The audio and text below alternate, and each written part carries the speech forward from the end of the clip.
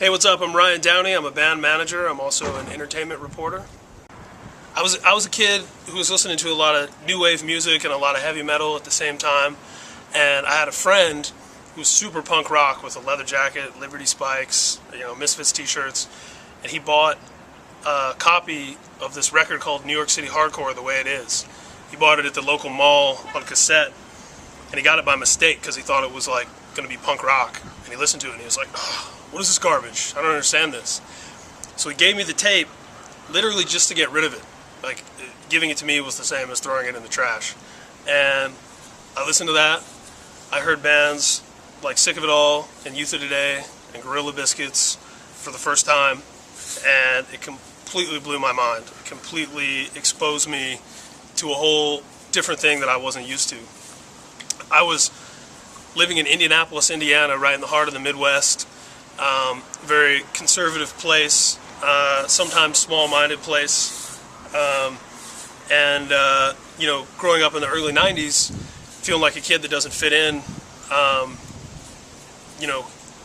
learning that there was this whole community of people around the world out there who felt like I did, who saw the world the same way that I did, who maybe had like an outlook that was a little more informed by real life, as well as by,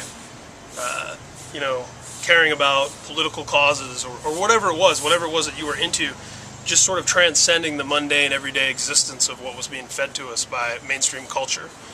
This was prior to, this big worldwide internet. This was prior to there being hundreds of channels on your television.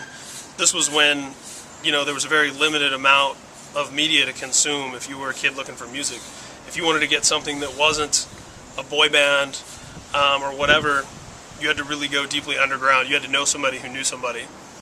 Being into skateboarding, being into like Megadeth and Slayer and hanging out with a lot of metalheads, kind of prior to discovering hardcore, I'd experimented a little bit with alcohol, experimented a little bit with weed. I never got drunk, I never got stoned. I don't know if I was doing it wrong, but it just never appealed to me. Like, I didn't understand this idea that you had to do those things, and it's like you had people on the one side who were drug-free and they were these squares, maybe they were the jocks on the football team, and then you had some of these burnouts and these degenerates, and I didn't connect with either of those groups of people. And then discovering bands like Youth of Today and bands like Gorilla Biscuits and later on bands like Judge, I was able to identify with these guys who had the same outlook that I did. And what I came to sort of realize was that being drug-free was really the ultimate form of rebellion.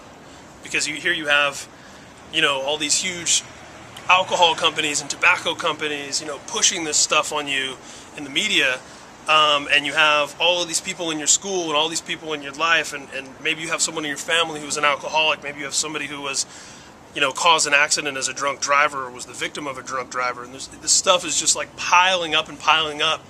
And to learn that you not only can say no and refuse, but you can do so without being this like Nancy Reagan just say no robot, it really seemed like the ultimate form of rebellion to me. I have to say now, all these years later, having a drug-free lifestyle and having that be such an important part of my life to this day has really helped me in so many situations, and not just with all the people that I've gotten to know over the years, people like Toby from One Life, One Chance, where we've sort of met and been united by straight edge and by the drug-free and positive lifestyle, but also just being able to have a different take and a different perspective to offer to people, and to be able to handle yourself in a conversation that's maybe going to go a different way, where people might be hearing about something that they've never thought about. The most important thing that I've learned from the straight edge and drug-free and positive lifestyle is that it's okay to be yourself. It's okay to be different. It's okay to stand apart. It's okay to not do what everybody else is doing. And those kind of phrases, they sound like slogans. It sounds so simple, but there's a lot of truth in that simplicity. I think that's the most important thing about what Toby's doing with One Life, One Chance, is just putting out that message that you don't have to be your parents, you don't have to be just like your friends, you don't have to be just like anybody but who you are, and that it's entirely possible to build these tools and empower yourself to live a positive and productive life. There's so many people doing so many things. You know, if you really look at, just take as one example, one of the things I report on are movies. I've interviewed a lot of different movie stars and directors and people who are involved in the film industry, and I'll tell you, when you really think about the people who are the most talented and the people who are doing the kind of work that you can really respect as a fan, generally those are the people who are living more positively, people who are living lives of moderation or lives of abstinence. And the people that you read about that are in and out of rehab, for the most part, you know, the people that you read about whose lives are destroyed by drugs or destroyed by all these scandals, usually they're the people who are in like the wackest movies and turning out the most terrible artistic products anyway. And that's really something to think about, and something that's only struck me. The better control you have over yourself and the better handle you have on the things around you, the more you're able to contribute and the better the things that you do are going to be. So, one life, one chance.